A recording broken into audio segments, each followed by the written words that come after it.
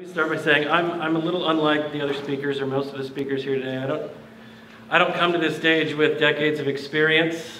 6 years ago, I was an overweight web developer addicted to Mountain Dew, and I didn't think anything of soil or food or nutrition or any of this stuff that we've been talking about today. But like I said, I was blessed into this family, and my wife has, her family's had this farm for generations. She's the fourth generation of this farm in southern Vermont. And it's been a dairy, it's been a horse boarding facility, and most recently now it's pastured livestock, no-till vegetables, regenerative farming. My wife's Aunt Edie was a superwoman. She was a pilot, got her pilot's license before her driver's license. She was an entrepreneur, built $1 million business 3 miles out of dirt road. She was a farmer. She had everything in hand at the farm. And she started managing there when she was 16 because she said she threw such an epic hissy fit, had her grandparents let her take it over. And in 2011, pardon me, she was diagnosed with glioblastoma, an aggressive form of brain cancer, and passed away a year later in 2012. This left a huge hole in the family, in the farm, in the community, and it fell to the next generation, that being my wife, her sister, and me, to figure out what to do. And we didn't know what to do. And that started what I refer to as lovingly as our season of panic. The first decision we made on the farm was to stop spraying chemicals anywhere and everywhere, stop fertilizing the soil. We were organic consumers. We thought we would quote unquote go organic, and this lush green farm that we knew and loved would continue to be a lush green farm. And that, for the soil scientists in the room, would, that's ringing bells, I'm sure. But we ran out to the fields in the spring after we did not fertilize, and expecting to see lush, tall green grass, and we saw ruts, washouts, dry, stocky plants. Devastation. And so while we were doing that, wrestling with how to deal with that, the water discussion in Vermont was starting to pick up steam. So we were trying to figure out why our fields were washing away, why we had ponds in places we never had ponds, which made great ice skating, don't get me wrong, but it shouldn't be there, right? While Vermont itself, the bigger ecosystem, was wrestling with its own water problems. These are the mud flats that are becoming normal around Lake Champlain during the dry season. Towns are asking people to conserve water. This is happening throughout the state. During the summer, our wells are going dry.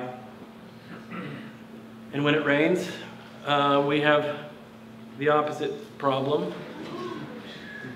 Yeah, this is not the Vermont you all see on the postcards, right?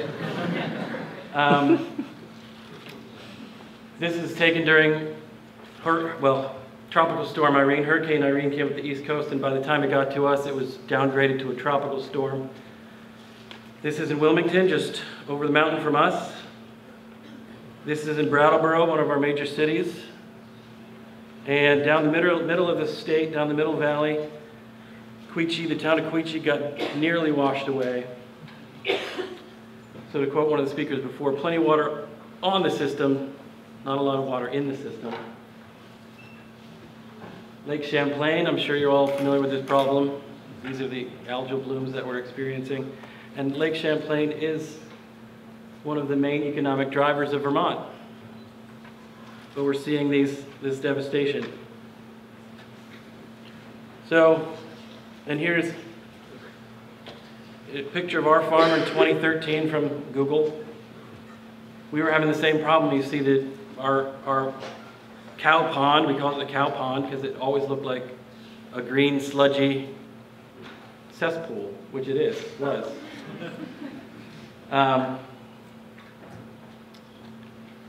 So this is what we came into. Everything was foreign to us. And I was bouncing our newborn boy on my knee one night, looking at web videos on loop, pretty indiscriminately. I had TED Talks running. And a TED Talk from Alan Savory came on. It had just been released, and it was about how he was using the livestock to restore desertifying grasslands in Africa. So I wasn't listening. I'm not going to lie. I wasn't listening until he started talking about the washouts, the ruts, the exposed soil, the stocky plants. And that's what caught my ear, because we were seeing the same thing in our Vermont fields that he was seeing in one of the driest climates on the planet. And he was using livestock to reverse that. So here's some of the photos of what we found that next spring. We could walk from one end of this field to the other without stepping on grass if we chose to. Little background, the farm had been managed conventionally, so it was a corn hay rotation, heavy Roundup, heavy atrazine, heavy glyphosate, tillage, corn. And this is what we had been left with, and we thought this was our mistake. We looked at this and we panicked, thinking, what did we do wrong? How are we going to be the generation that fails the farm? But in our research, we learned when that grass receded, because the field wasn't biologically able to produce it, what was revealed was the true health of the soil as it had been for years. These are some washouts that were running down through the hayfields, and these were epidemic around the farm. So in my research, I came across two photos that stuck with me. I'm sure you've seen these. This is from Joel Salatin's mobile chicken tractors. And being so grass focused as I was at the time, because we were a hay farm trying to grow hay, I thought all I saw was that tall, lush green grass behind the tractors, behind his chicken tractors. And that was one. And so we started thinking about livestock then, but I railed against it, to be honest, and because I didn't even want house plants, I was so scared of responsibility. And this photo here from Alan Savory's Regeneration work in Mexico stuck with me. This is a composite, obviously, of two images. One landscape able to deal with the water, as we were seeing in one landscape that could manage it effectively. So my wife and I started experimenting, basically. So we built those chicken tractors, and we decided on chickens because if they got out and ran into the neighbor's yard, there wasn't a big traffic issue or a nasty phone call saying your cow's in my yard. So those cows are big. I didn't really know. I'll tell you, ask me later, there's a funny story. So we started with chickens. We put 50 chickens in a mobile bottomless coop on our farm, moved it twice a day. We supplemented their feed with grain, but we moved it through ground, that ground that looked like this.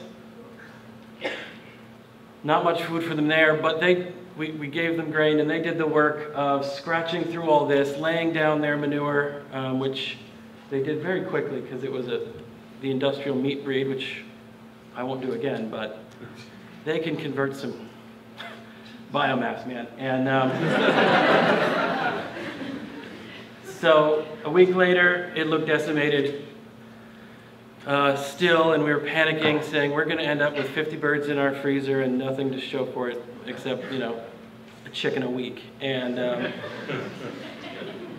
but 2 months later, 3 months later, I don't have a photo of it, but it looked like a green mohawk running down through the middle of our field, because the birds had done the work of regenerating the ground and protecting it, putting that layer of armor out over the soil. So the seeds that were there, we did no seeding, no additional fertilizing.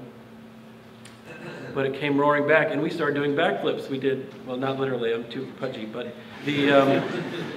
we did 50 birds, then 50 more birds, then we added turkeys, and in trying to decide, we were able to do 700 square feet of our farm at that time, and we did the math, and if we wanted to do the full 80 acres of grazing land that we have, we needed to raise 2.5 million birds, which clearly was out of our, no. And so we decided to get a lamb or two to precede the chickens in the rotation to condition the grass, trample things down in the way that Savory preaches. And the next day, a woman knocked on our door and said, "We need a home for 60 sheep. Are you guys interested?" And yeah, okay. So we did it. We did it. But that's when the explosion happened, and our ability to regenerate land went from 700 square feet a year to 20 acres a year. So this is a picture of the system that we have right now. We've upgraded the poultry system behind it here, but we have these mobile electric fences in square paddocks. We've built the flock up to 150 sheep. We've been up to 200, and then harvest season. And every day we move the sheep another quarter acre forward. And they do the work of moving into the area. They eat the grass that's there. They, capture that carbon that the grass has pulled out of the atmosphere, convert to manure, and trample it down into the ground. Meanwhile, trampling a lot of the grass down in the ground, and that's why we bunch them together, so they eat a lot, but also trample a lot, right? And that trampling is important, because what we're trying to build is an 80-acre sheet composting system where we have a layer of brown, layer of green, layer of brown, layer of green, to protect all the carbon that's laid down from the damaging effects of the elements. So the birds follow behind the sheep by 4 days. They pick through the sheep manure. They add their own nitrogen-rich manure to it, and they spread, their wide feet trample everything down even farther. So what we're left with is a wide paddock, quarter acre big, that has been, where the soil has been fed, protected, and when the water falls, it doesn't hit the soil, it hits carbon that's been laid out and protected. So here's some of the quick results. I'll just fly through these. One spewing carbon and water, the other holding it down.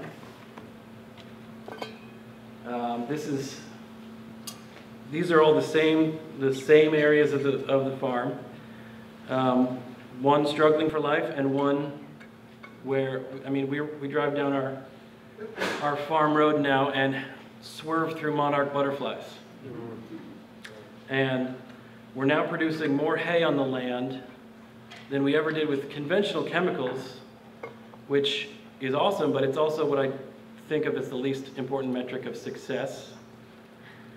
Because the butterflies are back, the crickets are back, the grasshoppers are back, the deer are back, the turkeys are back. We have turkeys, wild turkeys on the farm now are becoming kind of pesty, which is a thrill, but they're also, they scare my children. So the sheep, I like to say that the sheep make their own food everywhere they go. As they move into an area and improve it, what comes back is thicker, taller, more nutritious grass, which means we've created a positive feedback loop where the more animals that we have on the land, the more land we can regenerate, making it more abundant and productive and nutritious, which means the more animals we can have on the land. And that's worked for us ecologically. We've been building and building and building over the last 4 years. But it's also worked for us economically because we got to put down the expense of the fertilizers and the pesticides and the herbicides and the big seeders and all the equipment we had to pay to come up the hill, and replace that expense with the revenue we get from the animals that we are raising on the land. So it's been a huge economic shift for us. If you'll notice here in the dates, this is a one-year regeneration. This was spring of last year and midsummer of last year. And what we did here was we bale grazed, meaning we fed out hay bales on this broken ground first. And the patches of grass that could grow did, and we moved the sheep in for an hour and moved them out. When the grass was ready, moved them in for 4 hours, moved them out. This is over the course of these months, and this is what we've been able to restore. And this is just uphill of that green swampy cow pond that we have. This is the same ground here as well. This is an example of this topsoil loss that we were experiencing. These are my son's boots, and 2 feet below that, you can see where we've lost the topsoil. Over 30 years of horse activity, horses standing around, bush hogging, that sort of thing, and where we are now. So in this spot, instead of losing centimeters of topsoil every year, we're building back about 1 centimeter of topsoil every year. Now how, and we have no more washouts, we have no more ponds. The pond was able to finally infiltrate when it rains. I mean, it's terrible for ice skating, but we can pay in town. So you're all familiar with this. With this, I'm sure each 1% increase in organic matter in 1 acre of soil retains an additional 21,668 gallons of water. And you think about that in terms of milk jugs, and it's an impressive number. But when you think about it in practical application, it gets really important, really big, really fast. So 1 inch of rain on 1 acre is 27,000, a little over 27,000 gallons. And so the best soil builders out there can build, as we just heard, a percentage a year.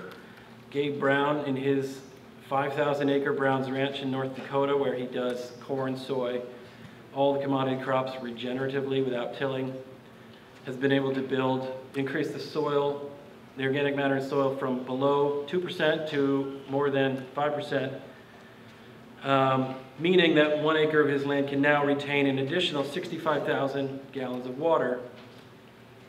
I did some research and found that in our area where you saw that flooding during Tropical Storm Irene, 2.36 inches of rain fell at the end of a week that was already kind of rainy, but 2.63 inches of rain equals, on 1 acre, equals only 64,000 gallons of water.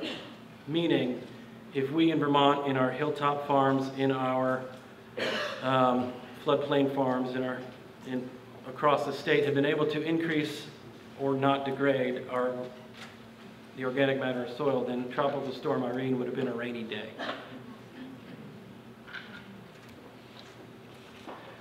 So I had the good fortune of being friends with a gentleman who was a state representative, and he became a state senator, and I was talking to him about all of this, and he said to me, write it up, give it to me in an email, and I sent him an email with an outline of the things that we could do to improve the water situation in Vermont and promote regenerative agriculture in Vermont, and we came up with this regenerative certification program. It was based on a series of tests that the Peter Donovan and Dee Dee Purshouse of the Soil Carbon Coalition recommend. And it wasn't practice-based, it wasn't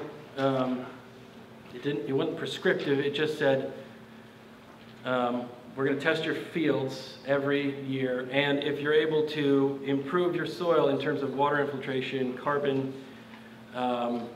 total soil carbon, and bare ground cover, that decrease bare ground cover and all that sort of thing, then we would certify you as a regenerative farm in Vermont. And, you know, the idea was we'd get the certification program in place and the benefits would follow.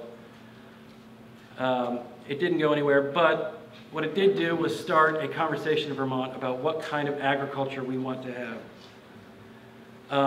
The Senate Ag Committee said, we support the idea. It's a big dairy state and they love their chemicals. So they said, we support the idea, we don't support the structure of it. So we rewrote it and came back even, turned up to 11, I'll say, where we expanded it beyond farms to all soils in Vermont. Soils everywhere. It's degrading in the forest, it's degrading in the fields. So we ran it not through the Agency of Ag, but through the Agency of Natural Resources and said, if you're a school, if you're a company, if you are a second homeowner in the state and you want to apply to this program, you're eligible for benefits. That's dead in the water now too. I wish this was a happier success story for us, but we're coming back. So we're coming back in 2018 with something we're calling the Regenerative Land Use Classification under an existing tax program in Vermont that says if you have private land, you're taxed at $1,000 an acre. If you're a farm, you're at $326, and if you have forest, it's $135. Under this program, they define a farm as a farm as a farm as a farm, and as we're proving, some farms degrade the ecosystem and cost Vermont taxpayers billions of dollars in lake cleanup. Some farms are actively out there performing ecosystem services and cleaning the water before it gets to the state waterways. So we think that, you know, a tax break might be in the interest of all Vermonters. Thank you for everything. Appreciate it.